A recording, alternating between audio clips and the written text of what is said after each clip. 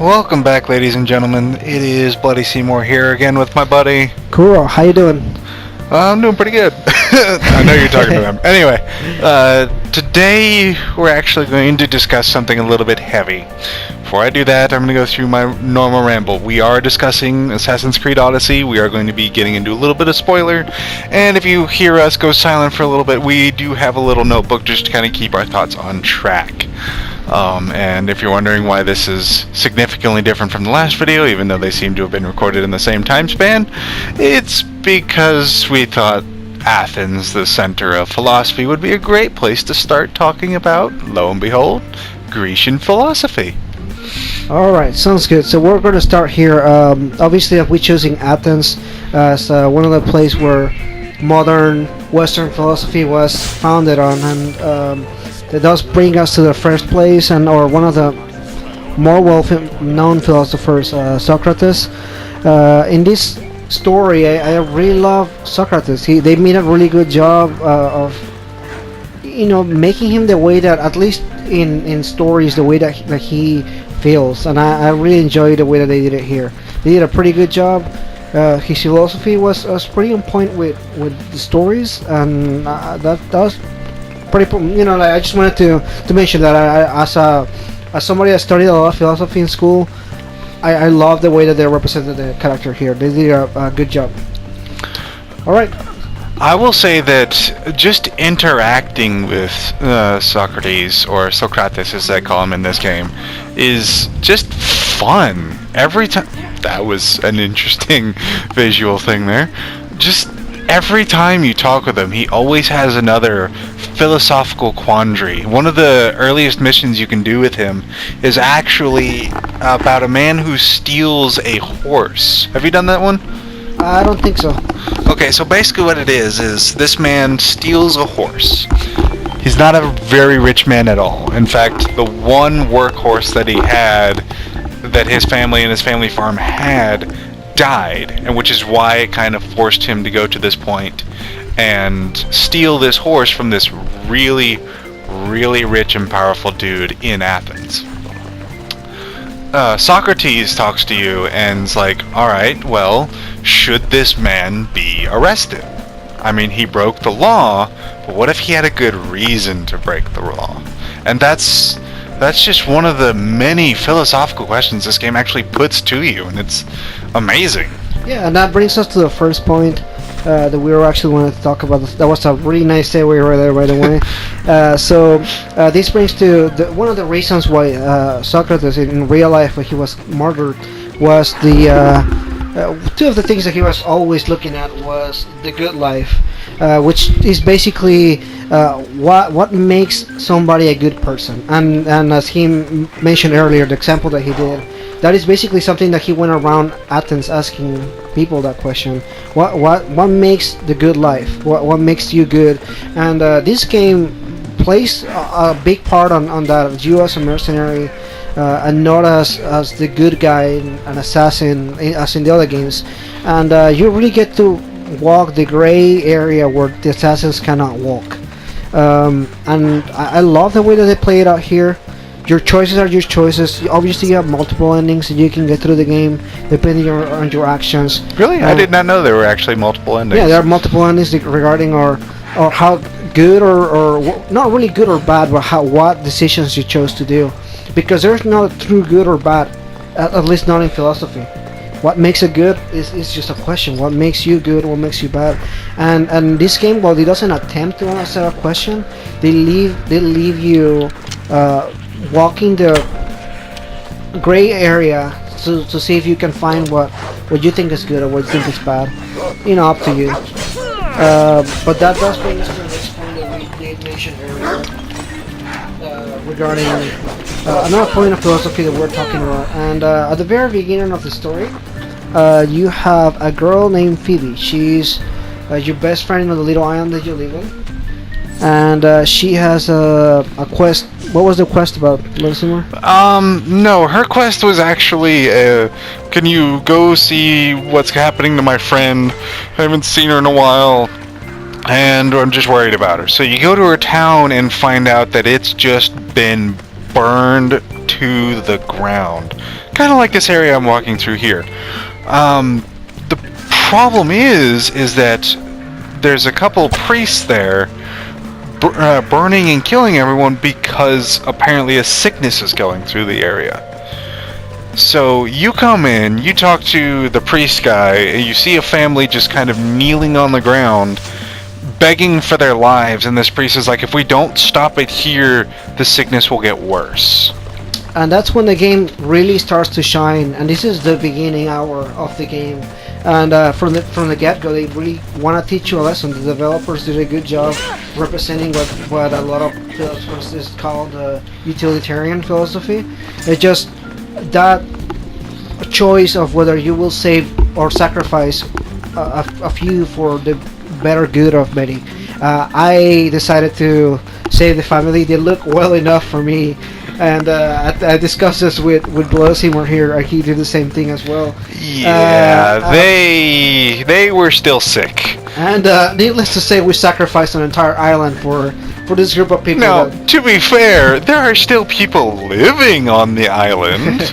We're just not entirely sure how good their life is. Exactly. So and that's one of the first times where the game really puts a decision on you. That's your fault. Whatever you decided to do, whether it was play out and let them leave or let them die, because that's your decision. You can let them die, or you can defend them and let them leave. And from then on, you know that every single decision that you make in this game matters to an extent. What you decide to do, whether it's good or bad, it's something that you'll have to live in for the rest of the game. And that's the concept of philosophy right there.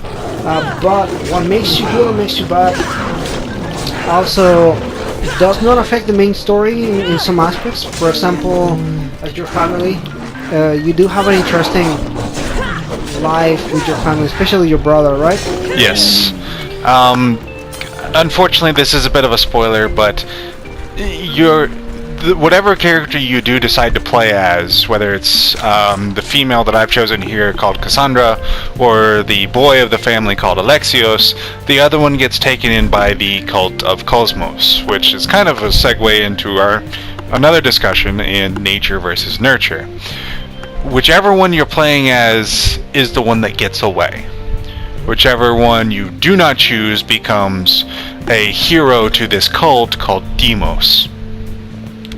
And you don't really see your brother until about, maybe 10 hours into the game, roughly speaking? So you're well into the game at this point. You already have done a little bit of the story. You have getting involved with many characters. You have made choices already that have changed the ending of your story already.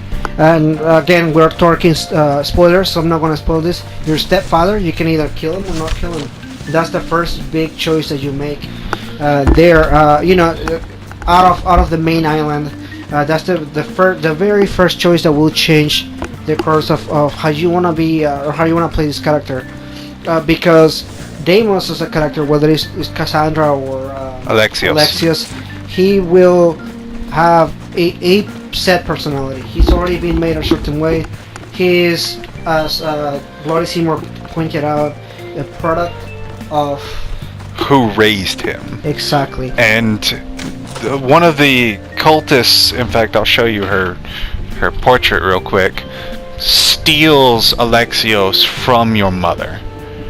And this woman, no joke, is batshit crazy. Sorry, I am trying not to curse as much as possible. This lady right here, her name is Crisis.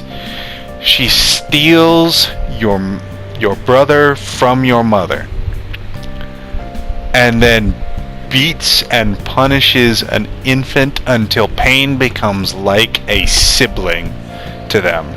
Much how Bane from the Batman's like, you were born in it. You were raised, or no, God, what was it? What was the line? It was something along the lines of, eventually, I was born in it, molded by it, raised by it, and that's what this lady tried to do to this lovely young one right here, Deimos, who is Alexios, our biological brother. And exactly, that's where really the debate comes in here. Is Alexios Or Cassandra, or whichever one you Cassandra, did not Deimos, choose. is Deimos a bad person or a good person per se, or is he really a product of the way that he was raised? And that question comes up many times because throughout this story, Deimos does some really messed up stuff.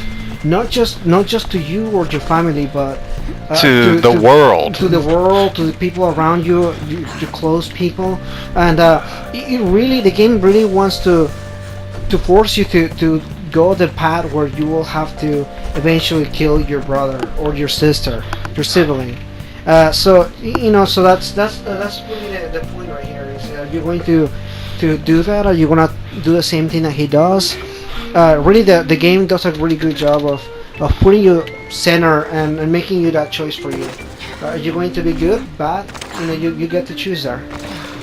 Which is a great kind of segue back into the good life and what mercenaries kind of do in this particular world. They don't really care who they fight for. They just care that they get paid. Exactly. In fact, in this game, you can participate in wars and you can help the Spartans sometimes. You can help the Athenians sometimes, and the game will reward you with more XP if you are helping the opposite party. If you're on an island where Spartans dominate, and if you help the Athenians, they will give you a larger reward if you do the opposite. And throughout the game, you get to choose. You really get to choose whether you want to help one or the other, and you're the only one that's benefiting. The XP goes for you, the money goes for you. So really, it's you're really playing a mercenary in this game. The thing about that though is you really do like what Kudo was saying earlier, is that you really are riding the gray area in this world. One of the earliest things you do after leaving the original island that you start on is going through and helping the Spartans take over a particular area. Like, that's what you have to do to continue the story. Then as soon as you're done with that little storyline, you can literally turn around and help the Athenians take it right back. There's no reason that you have to let the Spartans keep hold of it. Exactly. Even story-wise, you don't have to do either or. Well, that original one is kind of a way to say, hey, exactly. Here's a war. Here's what you can do to affect it. All that different stuff. That's kind of. This game has a very long tutorial. That's basically what we're saying. Yes, that is completely true. But we're moving up here from what we're talking about to the next point that we're going to talk about, and that was Socrates once again. I mentioned earlier, one of the two things that he was looking for and going around was asking about the good life. The other question that he asked a lot of what he's most famous for is the truth. And there's a good saying that a lot of people know of him, that is that I only know that I know nothing. And this game really places a lot of heavy emphasis on finding the truth. There is the cult of Cosmos, which we talked about earlier, and they're really the hand behind the curtain, doing all the bad things or the good things, because they are also in this gray area where they control the flow of the war. Sometimes they help the Athenians, sometimes they help the Spartans. It's all about their own benefit, and that does come with a price for you and for them as well. As you're getting more involved with the story, you find out more stuff regarding your family and about yourself, and it's really involving the way that you want to go about. You want to kill them, you want to fight them. You actually don't have to fight them. That's the only interesting thing about this game. You don't have to go and find the cult of Cosmos. You don't have to fight them. You don't have to. It's kind of implied that you will become a much better quote-unquote person if you do go after them, but at the same time it's not a required thing. There are a few cultist members that you do have to fight just for story reasons, but there's never anything that you have to do when it comes to fighting all of them.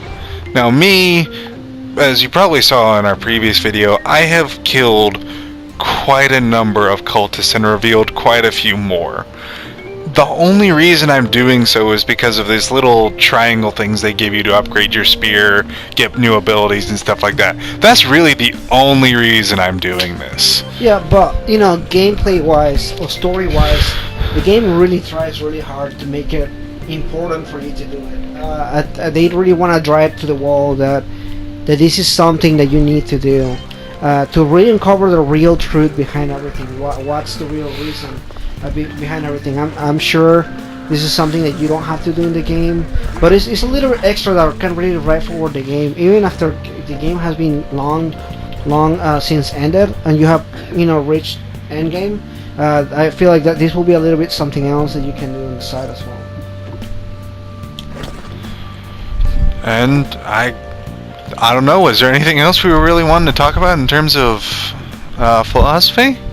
Because that seems to really cover it, and we kind of blew through that a lot quicker than I thought we would. So that's all we got for now. Definitely, if we come up with some other stuff regarding this game, there is a lot of really nice nods to philosophers and not only Socrates, but many of the other philosophers. Now in this time period, the other ones are not as prominent. This is when the peak of Socrates is going. So Plato, for example, is not going to be coming on prominence until after Socrates' death. So you won't have any of that yet here. I'm looking forward to more DLC coming in and maybe getting more into that. But assuming they don't charge an arm and a leg for it. Assuming that doesn't happen. But that's another video entirely. But that's pretty much it there. If you have any comments or anything else that you see, feel free to write on the game that you want to point out, maybe stuff that we mentioned wrong or stuff that you notice yourself. Please comment below. We really want to hear about what you think. Yeah, that's it. Thank you for watching the video.